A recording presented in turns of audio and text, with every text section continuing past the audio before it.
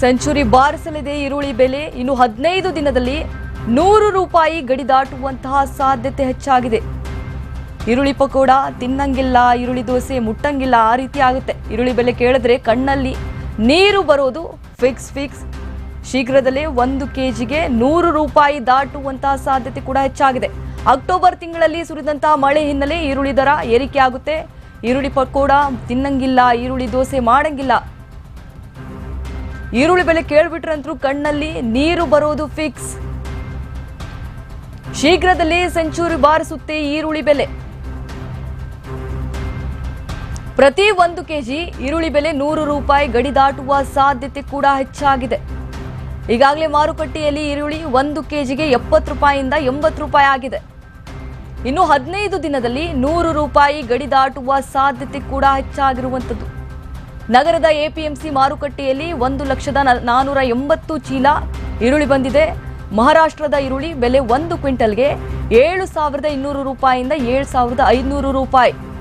October ತಿಂಗಳಲ್ಲಿ ಭಾರಿ ಮಳೆಯಾಯಿತು. ಆ ಮಳೆ ಸುರಿದಂತಹ ಹಿನ್ನೆಲೆಯಲ್ಲಿ ಈಗ ಈರುಳ್ಳಿ ಬೆಲೆ ಏರಿಕೆ ಆಗಿದೆ.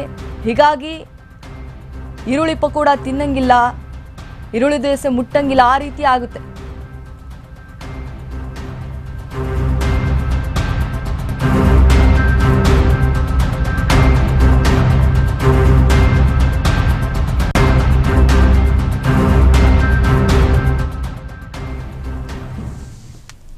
ಇದರ ಬಗ್ಗೆ ಮತ್ತಷ್ಟು ಮಾಹಿತಿಯನ್ನ ಪಡೆದುಕೊಳ್ಳೋಣ. ನಮ್ಮ ರಿಪೋರ್ಟರ್ ಗಣೇಶ್ ಈಗ ಫೋನ್ ಸಂಪರ್ಕದಲ್ಲಿ ಜಾಯಿನ್ ಆಗಿದ್ದಾರೆ.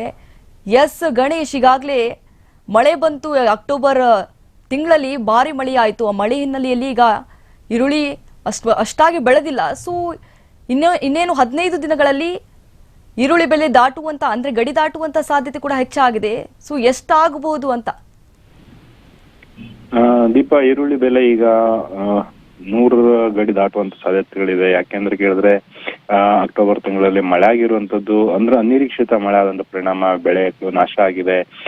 ನಿರೀಕ್ಷಿತ ಮಟ್ಟಕ್ಕೆ ಬೆಳೆಗಳು ಮಾರುಕಟ್ಟೆಗೆ ಅಂತಂದ್ರೆ ಎಪಿಎಂಸಿ ಮಾರುಕಟ್ಟೆಗಳಿಗೆ ಬಂದಿಲ್ಲ. ಹಾಗಾಗಿ ರಾಜ್ಯದ ಬೇರೆ ಬೇರೆ ಜಿಲ್ಲಾ ವರ್ಗಗಳಿಂದ ಬೆಳೆದಂತಹ ಬೆಳೆಗಳು ಬೆಂಗಳೂರಿನ ಎಪಿಎಂಸಿ ಮಾರ್ಕೆಟ್ ಹಾಗೇನೆ ಚಿಲ್ಲರೆ ವ್ಯಾಪಾರ ವಹಿವಾಟುಗಳಲ್ಲಿ ಈರುಳ್ಳಿ ಕಾಣಿಸ್ಕೊಂಡಿಲ್ಲ. ಅಥವಾ ಅದರಲ್ಲೂ ಕೂಡ ಉತ್ತಮ ಗುಣಮಟ್ಟದ್ದು 1 ವಾರಗಳ ಕಾಲ ಬಳಕೆಗೆ ಬರುವಂತಹ ಈರುಳ್ಳಿಗಳು ಮತ್ತೆ ಅದು ದೊರೆತಾ ಇಲ್ಲ ಅನ್ನುವಂತಹ ಹಿನ್ನೆಲೆಯಲ್ಲಿ ಅನ್ಯ ರಾಜ್ಯಗಳಿಂದ ಈರುಳ್ಳಿಯನ್ನ ಖರೀದಿ ಮಾಡುವಂತದ್ದು ಅನಿವಾರ್ಯ ಆಯ್ತು. ಆ ಸಂದರ್ಭದಲ್ಲಿ ಪ್ರತಿ ಟನ್ಗೆ 7,200ರಿಂದ 7,500ವರೆಗೂ ನಡೀತಾ ಇದೆ. ಹಾಗಾಗಿ ಆ ಹಿನ್ನೆಲೆಯಲ್ಲಿ ಸರಿಸುಮಾರು ಈಗ ಇವತ್ತಿನ ಪ್ರಸ್ತುತ ಬೆಲೆಗೆ 70ರಿಂದ 80 ರೂಪಾಯಿ ಪ್ರತಿ ಕೆಜಿಗೆ ಈರುಳ್ಳಿ ಉತ್ತಮ ಗುಣಮಟ್ಟದ್ದು ಕ್ವಾಲಿಟಿಯನ್ನ ಗುಡ್ ಕ್ವಾಲಿಟಿ ಹೊಂದಿರುವಂತಹ ಏನು ಈರುಳ್ಳಿ ಇರುತ್ತೆ ಅದು ಈಗ ಮಾರಾಟ ಆಗ್ತಿರುವಂತದ್ದು. ಅದರ ಒಂದು ವಹಿವಾಟು ಅನಿವಾರ್ಯತೆ, ಅದರ ಅಂದ್ರೆ ಗ್ರಾಹಕರ ಬೇಡಿಕೆನೂ ಸಹಜವಾಗಿ ರೆಗ್ಯುಲರ್ ಆಗಿ ಜಾಸ್ತಿ ಇರುತ್ತೆ, ಅಂದ್ರೆ ಇದ್ದೇ ಇರುತ್ತೆ. ಆ ಹಿನ್ನೆಲೆಯಲ್ಲಿ ಅನ್ಯ ರಾಜ್ಯಗಳಿಂದ ಖರೀದಿ ಮಾಡಬೇಕಾದ್ರೆ ಅದರ ದರ ಅಥವಾ ಬೆಲೆ ಏರಿಕೆ ಕೂಡ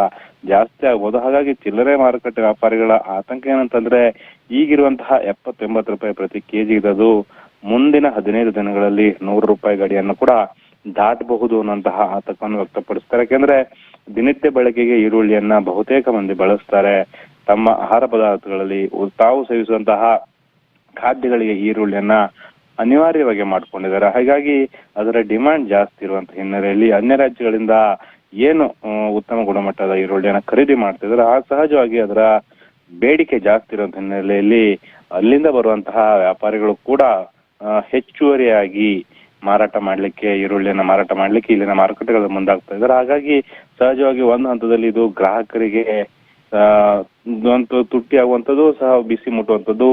ಈರುಳ್ಳಿ ಬೆಲೆ 100 ರೂಪಾಯಿಗೆ ದಾಟಿದ್ರೆ ಗ್ರಾಹಕರ ಪರಿಸ್ಥಿತಿ ಏನಾಗ್ಬೋದು ಅನ್ನೋಂಥ ಆತಂಕ ಕೂಡ ಇದೆ. ಹಾಗಾಗಿ ಸಹಜವಾಗಿ ನಾವು ಬೇರೆ ಬೇರೆ ರುಚಿಗೆ ತಕ್ಕಂತಹ ಖಾದ್ಯಗಳು ಮಾಡುವ ಮುನ್ನ ಈರುಳ್ಳಿ ಬಳಕೆಯನ್ನ ಕೆಲ ದಿನಗಳವರೆಗೆ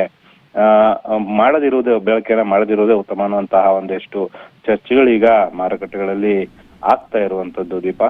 ಎಸ್ ಗಣೇಶ್, ಥ್ಯಾಂಕ್ ಯು ತಮ್ಮ ಮಾಹಿತಿಗಾಗಿ.